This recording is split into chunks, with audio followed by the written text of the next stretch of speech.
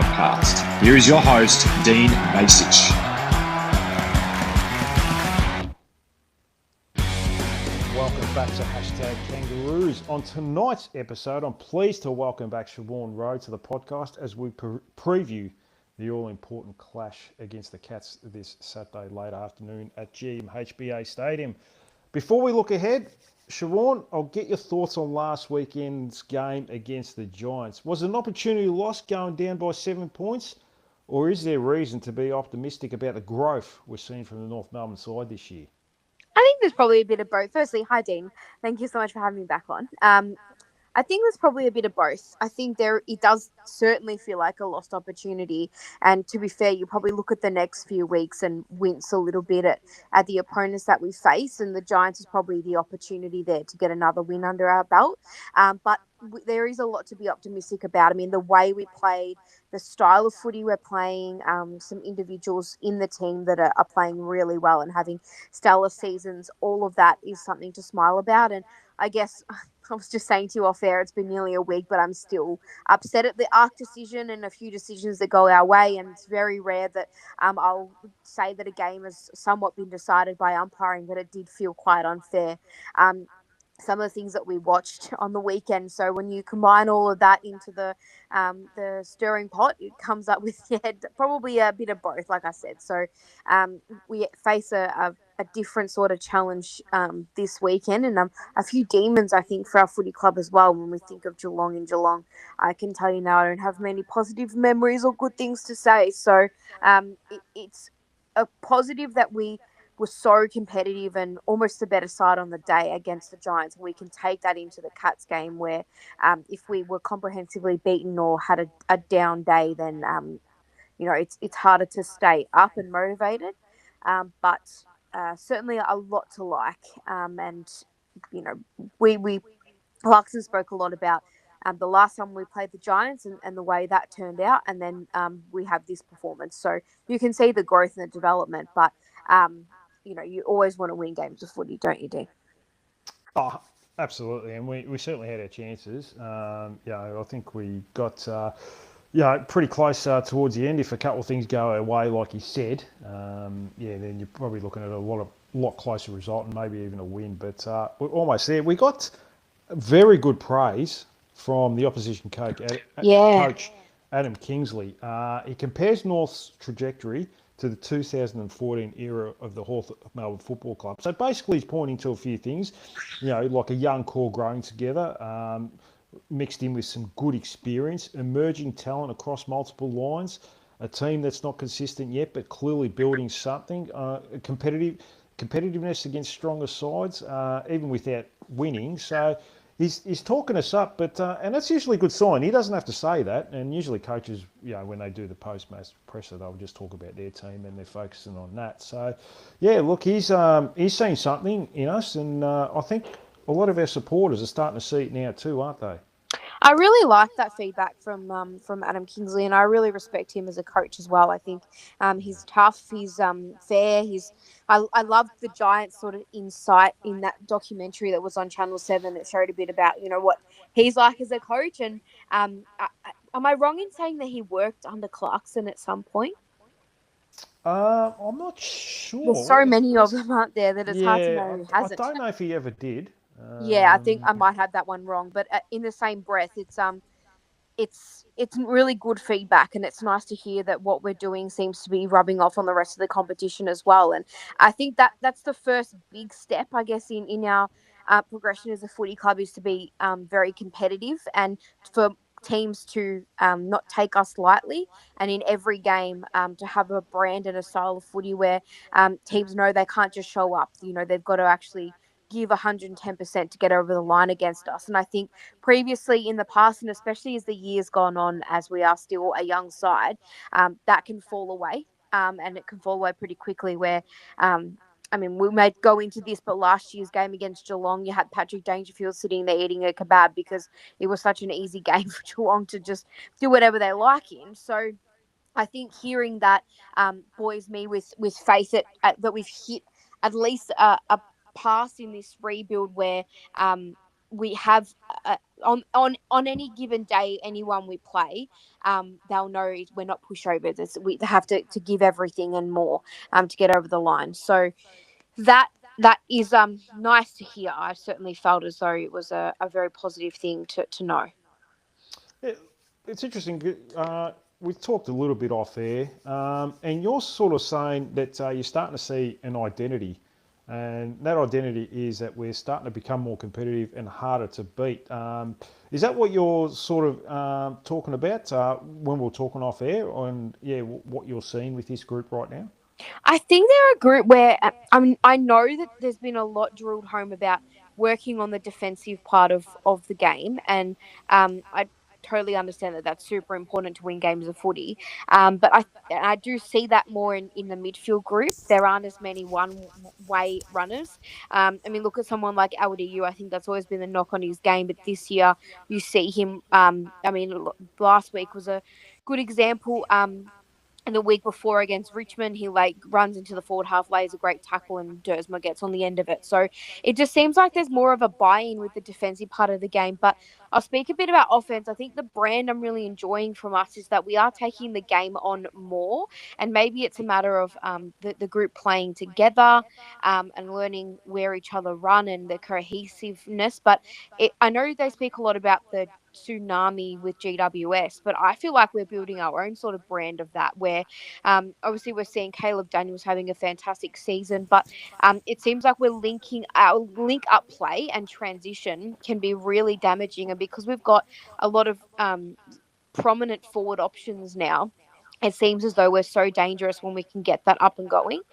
And because the midfield group seems to be also buying in a lot more too, it's just looks and feels like previously everything was hard, like to score a goal or everything had to go right. But this just feels like it's a bit more of ease. And I think maybe it's the brand of footy we're playing. I know we all laughed when the whole North Ball thing originally started up, and that was the trademark. But I feel as though it is a modified version of that in some way, where there is a more of a defensive buy-in, and we're able to capitalize with and I think Clarkson touched on a little bit in the press conference is that we are pressuring and oh, I felt like on the weekend the forward half maybe let them down in that capacity, but overall around the ground we're able to make teams pay for their mistakes and also from our pressure, and that's been really good to see, and that's what's probably leading us to have these great results so early in the season. I think I mentioned it the other day that GWS scored 68 of their 105 points from the defensive 50 to forward 50. But we did get a few scores from forward half turnovers as well. So it generally means that if they get past the centre square, the opposition team will score. If we stop them in front of the centre square, then we'll score. So, but yeah, it's a work in progress still, but the signs are pretty good. And maybe it comes down to Andy Littlejohn, who's come down from Hawthorn, who's a strategy coach, has been working really hard on the defensive side, and maybe Michael Barlow as well, who's pushed up to the midfield coach this year. Yeah, it's really interesting. You hear a lot of the players mentioning him quite a bit, and even LDU in some of the post-match press conferences was that game where we ended up getting the win, but he didn't have the Good Friday match.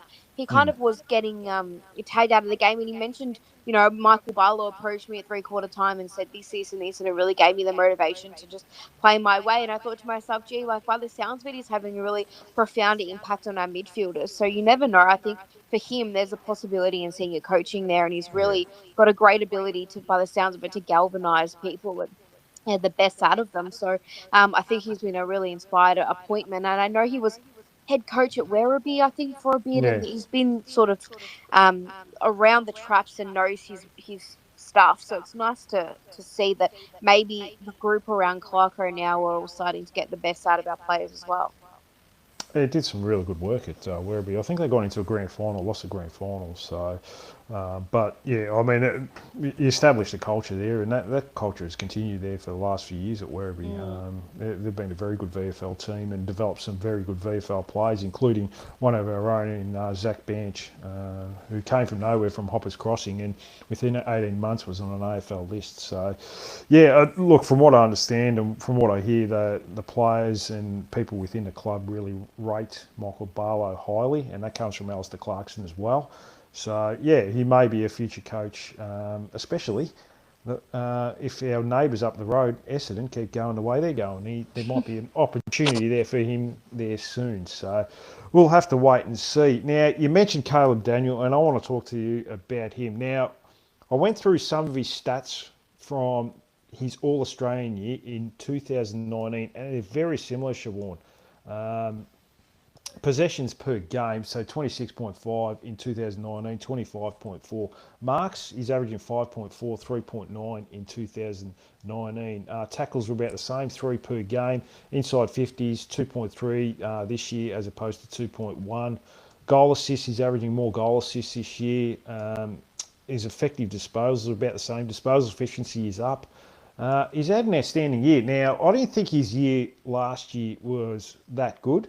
Mm. For the player that we thought we were getting, yeah, I thought I thought it was a little bit of a disappointment. I know he came sixth in the best and fairest last year, but I think this year he's more than made up for it. He was almost a whipping boy a little bit last year, but I think he's won a lot of fans over, including myself, Siobhan. He's just playing really good footy, and I think the knock that a lot of people had was that he couldn't defend one on one. There were a few sort of. I was certainly one of the people that thought that, but I think his strength is his kicking, and I think that's improved out of sight. I think last year that let him down at times, and I think he's a real playmaker for us now. And he is a with maybe it's. I mean, it's probably a long stretch, but maybe the inclusion of Parker down there, it's given him another senior head, another quality player there that he maybe feels a bit more free, and like there's less pressure on him to do everything. I thought sometimes last year he put too much on his shoulders and it led him to get into trouble. But he's had an outstanding year, getting a lot of the pill, and not just that, but doing great things with it and setting up our play. So he's been yeah, he's probably leading our best and fairest as we speak. You wouldn't be far off. Yeah, you got LDU. Shees will certainly be up there. Sherry's missed the last 3 games, so that's probably put him down a little bit in the pecking order. Luke Parker would have to be right up there as well. So, yeah, I mean, it's good that we've got good competition with this sort of stuff. Whereas previous years would be like, oh, LDU will win it or Shees will win it. Now we've got like genuine 5 or 6 players Yeah. that it could be anyone's guess who's leading it at the moment, which is only a good thing. The Cam Zerha move, I don't think I spoke to you, no, I wouldn't have spoken to you about this. Now, he's obviously gone to the back line. It's been 7 quarters and a very small sample size. Had a good game against Richmond. Yep. I thought he did some really good things against, who did we just play? We The lost to Giants. GWS. I was going to say Yep. the Swans there. But, yeah, and there was a couple of moments where he lapsed. But where do you sit with him right now in that back six? I think it's an inspired move against the right clubs. I don't think it's something that should. Gets rubbish. I don't think it should be something that's a every week proposition. I think if there's an appropriate matchup and things suit, then definitely. And it's really nice. I think he's had a disappointing year. Well, I know he's had a disappointing year. So to add another string to his bow where he's able to play in a different position and impact that way. He's always been a great mark, a good reader of the play. There's a lot of things in his favour where he is able to play that role. And no knock on him. I thought he's been like solid. Definitely had a great game against Richmond. And apparently they were all calling him Scarlo, like Matthew Scarlett. So if we can be half the players and Matthew Scarlett, we've hit the jackpot there. But I do think that it is something that is a week to week proposition. But it's not a bad thing. I think what it said to me was that we are so tight for competition with spots in two areas of the ground in particular in the midfield, and we'll get to Tom Powell shortly and how he's sort of been squeezed out of there and is made to look second rate when he's not in there. But I guess also to give Dersma and Dolveston and these guys an opportunity. Zerha's obviously a first choice forward in many were in out in the North world, but it gives him an opportunity to help the team in another way and let these other guys develop and maybe take the reins to the show a little bit too. So I like it. I like it, especially against Richmond, but at the same time, I think there would have to be the right matchup for him to do it every week. I like that he comes across and becomes third man up in each Yeah. contest if the ball goes in the air. He does kill the contest pretty well. And sometimes you just need a bit of a fresh start. Look, I mean, anyone would know if you're in the same job for 7, 8 years or however long he's been in the system, you do become a bit stale. And sometimes when you get a new challenge at work or whatever it is you do, whether you're doing a podcast or you've got a job or got a side gig or something like that, you do actually feel refreshed and you do feel energised. And maybe that's just something he needed at the time, and it might be a short-term thing. I'm not too sure, or it might be a long-term thing.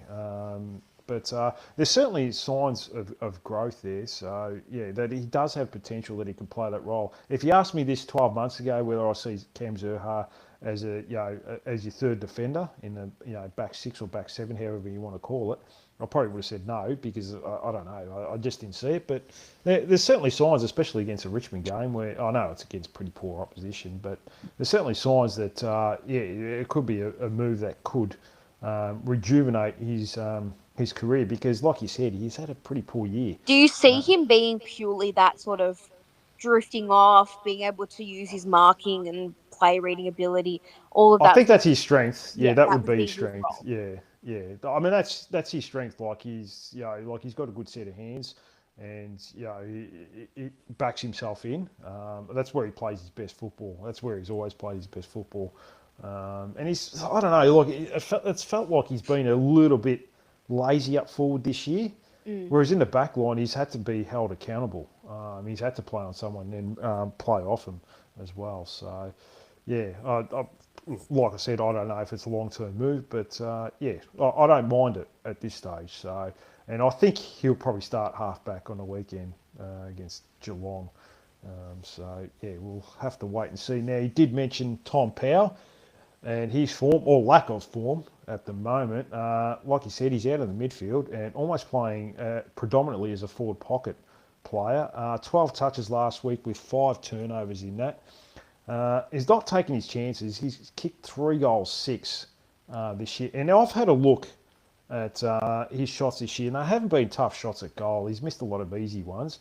For a player of that quality, he shouldn't be missing goals from about 30, 40 out. On slight There's been a angles. few instances too, Dean, where it's kind of just deflated the whole team as well. Yeah, he's missed him. He's missed some important shots. Yeah. And that's the problem as well. What do you think of his role right now and for the future? Where can we play him? Because it doesn't look like he's going to get in the midfield anytime soon. I feel for him significantly. Why I say that is because I think he's a product of the fact that we just have ample amount of midfielders and not enough time to play all of them. And I've said for many years on this podcast, actually, that if Tom Powell's not playing as a pure midfielder, he is all at sea. And I think that's exactly what we're seeing. Unless he's in the guts and he's extracting the ball, he's just not effective. And I think that's why we're seeing what we're seeing at the moment with him. And that's terribly unfortunate for him because he's just signed a 2-year extension. And I think his skill set is best utilised in that midfield role. But he's just not a half forward. And you're right in saying before, Dean, that a 3 goal 6, I think you said, and it's just a matter of he's not able to convert. I think he's lost confidence. I think he's down on himself a little bit. You can see that out on the footy field. And I'm surprised to see him still in the side this week, and we'd hope for a response. I wonder whether or not he's playing because he was a former pick 13 and that he's a talent, but he's just struggling at the moment. And I think there are a few players in the side that are victims of maybe being played in a role that doesn't necessarily fully suit them because they're not able to play in that position at the moment because we have too many players that are being squeezed into the one role. It's terribly unfortunate because I do think he's a very good footballer, and on his day he's a match winner. The game against Carlton last year was a prime example. He was probably the match winner for us there. So he's a quality player. That's just all at sea at the moment. So we'll see what he can deliver. But there's a lot of players banging on the door. I mean, Zach Bench, Tom Myers. How unlucky can you be, Yeah. really? Um, like did absolutely nothing wrong, and he's missed 2 weeks in a row now, purely because again, there's not enough. It's a good thing. It means the side's progressing, and we're in a good position where good players aren't able to get games. That's when you know things are travelling well for your footy club. But yeah, it seems a little unfair on Tom Powell at the moment. Look, we've gone through a few of the small forwards at the moment. It still seems a bit of an area of concern. Yeah. We're not getting enough goals out of our small forwards. It's fair to say. I think look, I don't mind Lockie Daviston getting a game. I think there's room for growth with him. He's a player with a lot of potential. Still find his feet. Not every 18-year-old is going to hit the ground running like a Harry Shees or anything like that. So I don't mind playing him. But it's probably that second small forward that we're rotating through. We've had Constanti for a couple of games, Zach Bench for a couple of games, Charlie Spargo's come in. I'll talk about him in a minute. And Tom Powell is obviously playing that forward pocket role. Is he a player that may be getting a game because he's highly talented and he's just too good of a player to leave out of the team? Are you talking about Doverston? No, Tom Powell. Tom Powell. I think so. I think so. Yeah, I think so. Because I think there's better players like a Zach Bench, who's Definitely. And I think on yeah. the weekend, then there needs to be a few things addressed during the week about the lack of forward half pressure again. And it feels like Paul Curtis is getting more midfield time, and I really like the press he's getting at the moment around potentially being that sort of hybrid, almost like a Toby Green, where he can go into the midfield and have spurts there, and also continue to contribute so highly in the forward half. But I don't. When I think of Paul Curtis, I don't think of pressuring forward, someone that lays a huge amount of tackles. Dalton's obviously young, but still has some developing to go in that area too.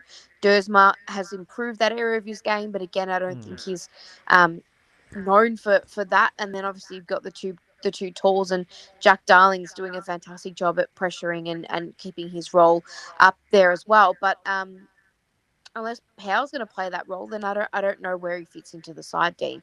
And Bench is very unlucky to not be in the team, I think, because I think he did nothing wrong in the games he played. It's just, yeah, it's a matter of flipping a coin, it feels, at the moment.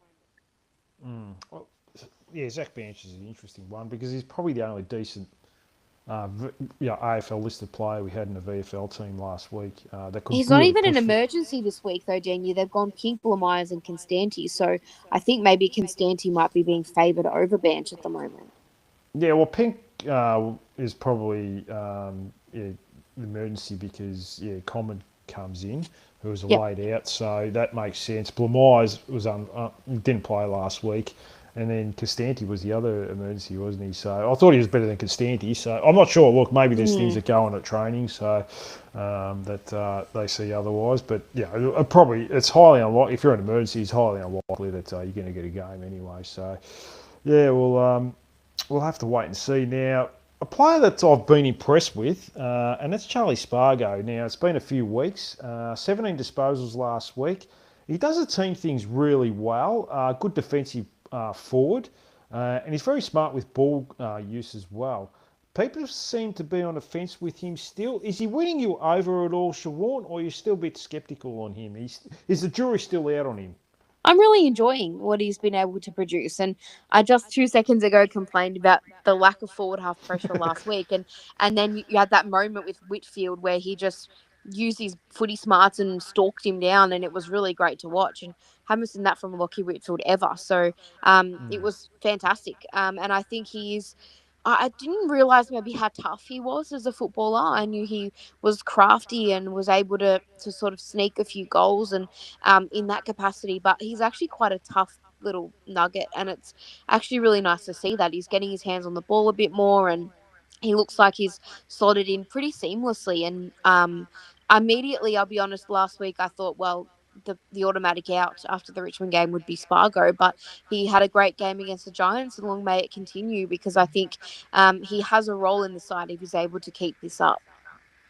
Oh, it definitely does. He's probably the best small forward we've got at the moment. So, and I think I don't know if he kicked a goal against Richmond, but he did hit the scoreboard last week after that Lockie Whitfield. But look, if he gets the opportunity, he generally does kick pretty straight in front of goals. But Yep. he'll do the team things. Like he won't have big possessions, but he will work hard for the team as far as defensive pressure goes as well, which is really good to see, because that's probably something that we even mentioned earlier in the show that it's probably something we've lacked a lot of is that defensive side, the forward half pressure, and he'll bring that in abundance. So He's got shin boner qualities, Dean. I think that's what I like about him. He's got that sort of. I wouldn't compare him to Wardlaw, it's probably going too far, but they are that sort of similar type of player where they will put their head over the pill for you and just always give 110%. The 1% of Charlie Spargo is what's really impressed me about him. Well, his old man played about 70-odd games for North Melbourne back in the late 80s, early 90s. I think it was early 90s actually. So and he was a tough midfielder as well, Paul Spargo. So. Yeah, he's certainly got a little bit of that in him. A couple of other players that have been mentioned the last couple of weeks, and that is Riley Hardeman and Will Dawson. They haven't had a look in the senior team this year. Dawson's been playing a lot of ruck in the twos this year. Are you worried with their lack of opportunities and being out of contract at the end of the season? There is talk that other clubs are looking at these players that aren't getting that opportunity at North Melbourne, hence the growth of the team, I guess. I'd love your thoughts on it, Dean, as well. But I'll be honest with you. Will Dawson should be playing. I'm dumbfounded as to why he's not. And I'll be honest with you here, and I don't want to ever come on here and bag individual players, but I was very surprised to see Aiden Corr still in the side. And I think, to be honest with you, the game's almost gone past him. That's what it feels like. It was some of his mistakes for a senior player and an elder statesman in the AFL on the weekend were inexcusable. And it's not the first time with Aiden Corr either. And I think if we want to progress as a footy club and we want to see real growth and development and potentially even finals next year, we need to be playing Will Dawson because I truly still think that we're lacking a quality young key tall, and he is one that has been simmering away in the background, and the only way you'll find out is if you play them in the AFL. And I don't think you'll do much worse than someone like Aiden Corr. That's my opinion. Aiden Corr almost gave me a concussion last week because I dropped my head onto the ground after he fell to the ground when he let Jake Stringer just go to the back of his head. It was just like, what are you doing? You played almost 200 games, you're 32 years old, and, Rule 1A is keep your feet in every contest, and he's just gone to ground far too easy. And you knew as soon as that happened, he's out of the contest, and Jake Stringer's going to kick a goal. So, and I don't think Will Dawson's actually been playing that poorly. And the thing is, some players, when you put them into the AFL spotlight, I mean, we saw it with Jackson Archer. He was getting 1 or 2 disposals in the AFL, in the VFL. He came in and he was really you just have to give them an opportunity. And that's what I think is I don't think Clarkson's put many foots wrong this year. Credit where credit's due, but that's one where I'd almost want to ask him that question directly and say, why? Is this something that you're looking for that he's not doing? It's kind of a little bit of a head scratcher for me because I think that's the way we'll improve. That's the way we'll get better. And I think in these games especially, it's key. And I'd be devastated to lose someone like him that we've spent a few years building up, and I think he's got a bright future. So I'd be very sad to see him go if that was the case. And I guess we're in a position where we're in the top 16 and there's a real possibility that we could play in the 10. It's a chance. And I think sometimes people don't want to pull the trigger on playing young players. It's like, we're still in the hunt for this, still in the hunt for that. That's why you see a lot of them debut later in the year. But I think we'll only get better with playing players like Will Dawson. So that's my my little rant on that. What do you think? He's been playing predominantly in the ruck in the twos. Now, if he comes in a senior team, he's not going to play as a ruckman. So I don't understand if you're trying to develop a kid, especially someone, he's a big body like himself, and we're trying to develop a key defender because, like you said, I don't think Aiden Corr's going to be around forever. And the jury's probably still out in Griffin Logan. There's no certainty that he's going to be this All Australian defender or anything like that. Why aren't we trying? Like, I know the second half last week, but it was pretty hard last week. There was no pressure up the field, so it made his job really hard against GWS Giants. Why aren't we trying to develop him in the back half instead of wasting our time playing him in the twos as a ruckman? I don't get it. It's It's a weird one. It. It's a very, very weird one for me. I know we did was it last year or the year before? We played him as a forward in the twos, and I could understand that. We did, yeah. Yeah, I could understand that. He's a big body. We'll see. You might find a forward here. We're trying to find that second forward till Wayne Carey, Cooper Trenbath came along. But I could understand that move, but I don't understand this playing him in the ruck. Like, where do you see Whitlock at? I think the two for me that I always keep an eye on is Whitlock and Dawson, and go, well, they're probably the two developing tools that we have in the background. Do you think that they're trying to at least build up their skill in different areas so they can be versatile and come into the side, or do you think they're making a mistake with giving them too many different roles? I think Matt Whitlock has looked a lot better as a forward than a defender in the VFL. I like his craft in the forward line as a VFL player, but in saying it, I don't think he's ever going to get a game as a forward either. We've got too many. So we've got Nick Larkey, we've got Trenbath now. Dersma is that third forward. Jack Darling's still around. He's hit a trigger for another year. He can't play in the twos for the rest of his life. That makes it pretty tricky. It's probably similar to Braden George. If you're going to play him in the VFL as a forward, now if he's a forward, he's never going to get a game. And I know they've tried him in other positions, but that's his best position. It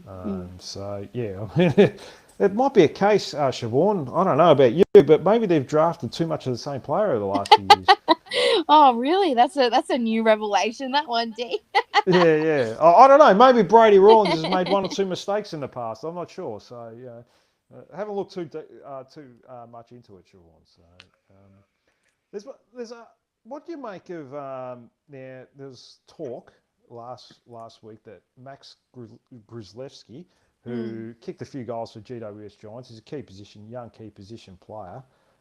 There's talk that we may be interested in him at the end of the year. Now, his dad has come into chats on Facebook and saying, it'd be a dream if he can go back to his boyhood, the team that he followed as a kid. Do you read much into that his dad wants him almost to leave GWS and say, go to North? I certainly wouldn't be opposed to getting a tool of someone that's been in the system that's kind of had that somewhat of experience and has been fostered by a club like GWS. I certainly wouldn't be opposed to that, and I think the better somewhat developed quality tools that you can get in your footy club that grow on trees is definitely something to look at. And he looked really good for the Giants VFL side, and there's just so many of them, and we had to face them, unfortunately, all coming back at once in Cadman and Hogan, and there's Callum Brown who got dropped. Like, they've got a lot of Jake Riccardi. Yes, a lot of quality there. So, I think that would be a very wise move if I was North. And I think there always is an element of a player wanting to play for their childhood club. They've got a lot of talent. I mean, that VFL team was stacked with very good players. And their AFL, Kieran Briggs, he's a very good player. He should not be playing VFL. And there was a lot of talk about Taylor Goad last week and, saying, he got towed up by Kieran Briggs. A lot of VFL players will get towed up by Kieran Briggs. I found that move a little bit bizarre just to try and get Leek Lear into the team. Leek Lear got towed up, and surely I actually didn't check GWS's team, but surely he's come out for Kieran Briggs. That would make a lot of sense. But they had a lot of good young players, and maybe Max Gruzlewski, he's. I can't see him. I think he's had a game or two this year, but Yeah, I mean, you can come in for a week and then go straight back out. There's no point. There's no continuity. You're not going to get anything out of that. So, Mm. yeah, he's certainly a player that I may have to keep an eye on end of season. And I don't think it would cost much as well at the end of the day, either maybe a Mm. third or fourth Mm. round pick. Anyway, Siobhan, we'll go to team changes. There's only the one change. Toby Pink comes out for a fit Charlie Comben this week. There was talk maybe George Wardlaw might be out this week through an ankle Yeah, I don't slash think he illness. trained today. Yeah, apparently he trained okay. He did enough. So I think they may wait till Saturday morning to make sure he's okay. Yeah, are you happy with team changes? Maybe Tom Blamires could have got an opportunity. We talked about Zach Bench maybe coming in for Tom Power, but or do you think one change was probably enough? I feel for Blumeyers, Dean. I feel very bad for Blumeyers. I know Comben was the automatic in, and it'd be great to have him back because bloody hell is a good footballer. So that's a great in for us. But I mean, again, I don't want to be this to be an Aiden Core bashing session, but I was very surprised to see him retain his spot. And I thought Pink was okay. He had obviously a very tough challenge on the weekend. He played on Cadman, who's a quality player, but he was okay. It just you can't complain too much. We're traveling really well, so I don't think there needed to be wholesale changes. But I was a little bit surprised to see Courtney keep his spot. So you would have looked at maybe Will Dawson for Aiden Core, or Yeah, yeah, I think so. And Common was always going to come back in, but I would like to see Dawson get a run at it sooner rather than later. yeah. I might because I'm actually going to the game on Saturday. I might actually get there early for the VFL game to see what position Will Dawson is going to play. If they're going to play him in the ruck, then geez, I think I'm going to run out on the ground and tell the coach to pull his head in, Adam Macaron. But yeah, I mean, unfortunately, the VFL really disappointing last week. I would have liked a little bit more pressure, from and put in, some players, put in a bit of a better performance. I mean, we've got Bailey Scott looks, I don't know, I think he's almost done. Siobhan, It's actually devastating to see that because it just, I've never seen a player of that sort of standard from where he was to where he is now. It's just, what the falling hell? off a It's cliff. horrifying. Yeah. It's really sad. And other players have gone in front of him now. Like, you talked about Blumeyers as a winger. I mean, you got Simpkin, Dylan Stevens, He won't play Charlie another Spargo. game unless we have a significant amount of injuries. No, I mean, you'd have to have about 10 injuries before he's even considered. And he's out of contract at the end of the year, so he's a long way behind, unfortunately. He had 21 touches, but you wouldn't even notice that he had 21 touches last week, so he was missing for a lot of that game, I felt. It is what it is. Who do you see the key matchups? Do you think Finn O'Sullivan goes straight to Bailey Smith this week? I think so, and I think it'll be a really good matchup because they're both run all day. Yeah. Both got good tanks. And I think that's Smith's biggest weapon is that he gets the ball because he does so much over time in the way he runs and just he's an amazing athlete. So I think you'd almost say if you stop Smith, you stop most of Geelong's ball movement. So I think Finn O'Sullivan will certainly run with him. I also think it's going to be a very, very important job to stop Tom Stewart. The amount of times we've watched Tom Stewart pluck every ball out of the air and intercept everything because we weren't able to lower our eyes and there was just all sorts of issues with our disposal inside 50 and he just sits there waiting for it. So I think it's going to be probably almost, I'd say, a job for Zerha. Oh, okay. I don't know if you agree with me there, but I think you have to have somebody at least negating his influence on the game. I don't think he's been that good this year. Yeah, that's fair. I think he's almost. I'm hoping him and the rest of the team are starting to hit that cliff, which we've been hoping for about the last 20 years, but they still seem to find a way. So I'm not too worried about Tom Stewart. It's more how we use the ball. If we're going to just bomb it in long, then him, Henry, O'Sullivan, Kolodjasny, Guthrie, they're all going to have a field day if he's going to bomb it in long. Yeah. So we've got to be a bit smarter with the ball use. And we're generally, yeah, we have been a lot better with that this year, but old habits die hard sometimes too with North Melbourne. So yeah, Quite we should. funny, Dina. I read somewhere that Jeremy Cameron averages 6 goals against us, so there's a pretty decent job on the hands of probably Griffin Logue, isn't there? So yeah, I was going to actually go to that. So you reckon Griffin Lowe goes to Jeremy Cameron this week? Do you agree, or you think go someone different? Uh, what about Aiden Core? Since you're such a big fan. He might increase his record to 10. Yeah, well, yeah, he's probably averaging what 6 goals over 6 games. So if he kicks 24, that'll go to yeah. But look, I don't know because Jeremy Cameron does push up to the wing sometimes and midfield, which I'd rather him push up there because Mm. he's outside the forward 50. But yeah, it depends where he is. If he's in the deep side of forward 50, like at full forward or centre half forward, I think Griffin Logue would play on him. But if he pushes up to the midfield, yeah, I don't even know if they'll put anyone on him, to be honest Yep. with you. Maybe Dylan Stevens or something like that. Yeah, it's going to be interesting to see how they match up with him. Are you worried about Patrick Dangerfield at all? Look, I'll say no, and then you'll come out and kick 10 in the probably. But it's Geelong's a funny team, aren't they? When you think that they're hitting that cliff, like you said, they just don't. They were grand finalists last year, which Yeah. is just a strange thing to think about. And you know how the game played out, but they're just always there, aren't they? And they're so dangerous. They've got an incredible ability to mix the old with the new. I think for me, the most the player on the ground that I'm most worried about, that I think, gee, they can really rip the game open, is Ollie Dempsey, because I don't really feel like we've got a really strong matchup for him, and he can easily come out and kick 4-5. He's so creative. He's that great hybrid sort of medium forward that they've got. They're an unbelievable football side, Geelong, and there's a lot of scars there for us. So I'm hoping that we don't see another thumping like we've experienced nearly every time we played them. I don't know. We spoke at the start of the year a bit about trust and the fact that they go out and beat Port and then they have that performance, lets them down. But I feel like the way we're playing, they're trustworthy that they'll come out and compete.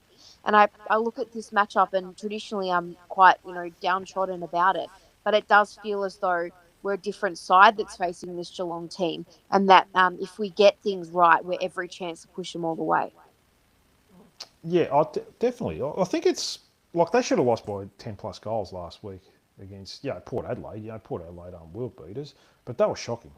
They were terrible last week. That's why I'm happy to come up against them this week. I think they're vulnerable. They look very vulnerable.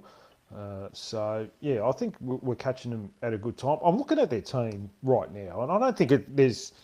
You talk about the Tom Stewarts, Dangerfields, Jeremy Cameron. They don't scare me, Siobhan. They don't, like previous years. You talked about Ollie Dempsey. He's been average this year. He hasn't done much.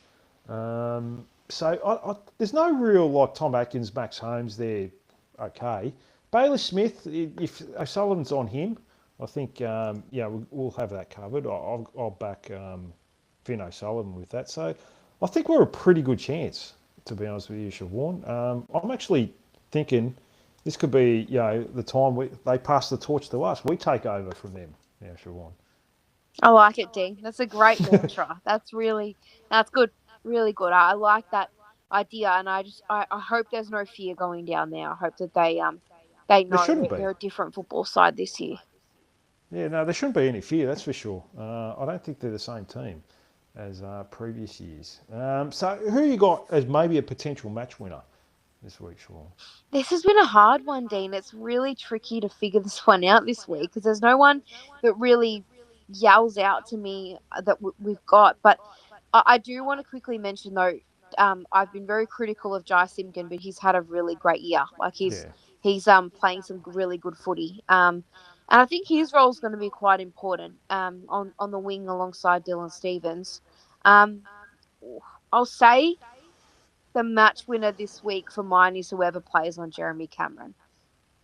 Because I know he hasn't had a great year, but he's coming off 10 goals a few weeks ago. And I think he's the key a lot of the time, and especially this year to Geelong winning or losing.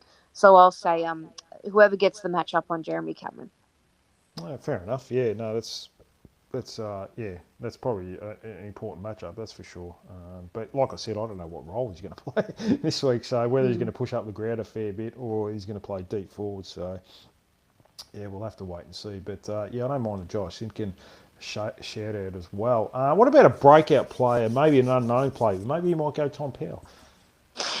I wish. I wish him the Me best. I too. really, really hope that he gets back into form. I really, really hope he does because he needs to. He needs to keep his spot in the team. We're looking more into the future with Tom Powell here as well, and I think yeah, it's very important that he hits another gear. Um, a breakout player. I think I've been critical of Zane Dersmer as well on the pod, and I think his last few weeks maybe haven't been as stellar as what he's produced. But I think this is a game where he can really stamp his authority. So I'll say Dersmer for this one. You've actually been pretty good at these predictions each week, so yeah, I'll back you in. Yeah, I don't What mind. about for you? I'll go as a match winner. I'm going to go Finn O'Sullivan because I think Yep. Bailey Smith's still the most dangerous midfielder. And if he can keep him down to 20 touches like he's been doing most weeks, Yep. and he gets 20 plus himself, I think that'll Yep. be enough to get us over the line. So, I like it. yeah, so I'm going to go him. A breakout player. Oh, geez, I haven't thought that far ahead, but I'll go. I'll go a forward, and maybe I'll go Doveston. I think he's due to kick like 3 goals. Yeah. You know, Yep. small forwards that are skilled. Oh, skilled park. GMHBA Stadium. Generally, they're the ones that do pretty well, like the Myers and so forth. So yeah, I'm going to go Lockie Doveston. I think he'll kick 3, get a few tackles. So yeah, just something different there, Siobhan. So now I'll go to the last time we beat Geelong over at GMHBA Stadium. It was in 2015, Siobhan. It's a long time ago now, isn't it, Dean? Yeah, we won by 16 points that day. Trent Dumont, it was his debut game. Froggy, Siobhan. wow. He kicked a nice goal in the last quarter. I think he came on as a sub. Were you a Trent Dumont fan? Yes, actually, I was. I actually did really enjoy. He's one of those North players that you don't think of often, but I think he played quite a few games with the club, and he was a consistently good sort of player. So, Yeah. that brings back. I know the game you're talking about now too. Yeah, we did okay. Jared Waite kicked 3 goals. Sam Wright, 32 possessions, Siobhan, that day. So playing off the halfback Good flank. old Sam Wright. Yeah, Ben Brown kicked a couple that day. Robin Nahas, Siobhan, Ah, 3 goals. So, were you a Robin Nahas fan? yes. Who wasn't? Who wasn't? I reckon he was all right. I didn't mind him. Yeah, I thought he was a good little small forward that came as a delisted free agent from Richmond. Cult hero, as they say. Yeah, no, he wasn't a bad player. Had a little bit of pace. Yeah, it was pretty good there for a couple of years. So yeah, that was the last time we beat him. We ended up winning that game by 16 points. So hopefully this week, yeah, we can certainly Explain to me the fixture quirk as to why we always seem to play them over at the Cattery. I don't know because probably the crowd thing. I don't know if we didn't play them there last year. We played them at Marvel in that famous 100,000 point loss, whatever it was. Yeah. So yeah, well, I don't know. Like we seem to get them a fair bit. There haven't been some very good games. I've seen in a group chat Jacinta, who I have during the AFLW season, said she went there once to watch North kick 1 goal. That was in 2019, I believe it was. So. Yeah, Mason Wood kicked that goal, I remember. So, yeah, we've had some shockers down there, that's for sure. So, yeah, hopefully we can turn it around. In saying all that, Siobhan, final prediction. I actually do think we're going to be super competitive. If I'm being very honest with you, I think Geelong will win the game by 3 or 4 goals, but I think throughout we'll be very competitive and it'll actually be a good contest. I'll quickly mention too, Dean, that the game against the Giants on the weekend, it was actually a high quality game of footy, and Yeah, it's it was nice to very be good. part of a game where you're watching it and you know, gee, this is good AFL footy. This isn't a scrap. This isn't a fight. It's actually quality, contest. So I think it'll be much the same against Geelong, but they'll probably just be a little bit too good in the end. Okay, no, that's fair enough. I'm going to go for a 13-point win, I think. Oh, Yeah, I think I'm actually, like, I've never really been confident with the men's program ever since I've been doing the podcast. So, but I actually feel pretty confident this week. Yeah, I'm not feeling the vibes with Geelong this year. So I think they might have hit the skids finally. So I'm certainly hoping anyway. So maybe it's wishful thinking. I'm not too sure, Siobhan, but yeah, I'm certainly hoping anyway. So I love the optimism, Dean. It's nice to hear. yeah, well, it might be different this time next Thursday, Siobhan. Who knows? So might be thinking the same old shit. So yeah, we'll have to wait and see. But any final words, Siobhan, before I let you go? I just think it's nice and refreshing to go into every game feeling as though we're a chance to win it. Even games like this, where previously in the past it has been a very different narrative. So I love what we're building. I love what we're doing, and I just hope we can maintain the rage throughout a tough period in the year in terms of the fixture. No, it's definitely yeah. And look, they're an exciting group. We're finally starting to see that growth. Yeah, the green shoots, as David Noble would say. So yeah, we're starting to see that growth, and it's starting to come together. And they're a pretty exciting team to watch this year, that's for sure. Whether the wins or losses come, as long as they're competitive and look like they're in games for longer, it certainly makes it more enjoyable. That's for sure from a Yep, absolutely. supporter's perspective. Instead of coming on here every week like we did for about 3 years, Siobhan, where do we start with any positives or anything like that? So yeah, no, it's definitely You can good. feel the group starting to believe in themselves and trust what they're doing is going to give them an outcome, which is really nice to see. Yeah, 100%. So yeah, no, it's they're on a journey, Siobhan. So yeah, no, that's the most important thing. Anyway, Siobhan, thanks so much for coming on. A big thank you, I should say, for jumping on and sharing your thoughts from the Giants game, where there was an opportunity lost, to the optimism around this young North Melbourne group and a challenge ahead coming up against Geelong. So thanks so much for coming on, Siobhan. Thank you, Dean. Always a pleasure, and go Roos. Definitely go Roos. So we'll see if the Roos can take the positives, keep building and bring a strong performance down at GMHBA Stadium this Saturday late afternoon. As always, thanks to everyone for listening and supporting the podcast. I'll be back probably on Monday to review our game against Geelong. But until then, this has been #Kangaroos. Bye for now and go Roos.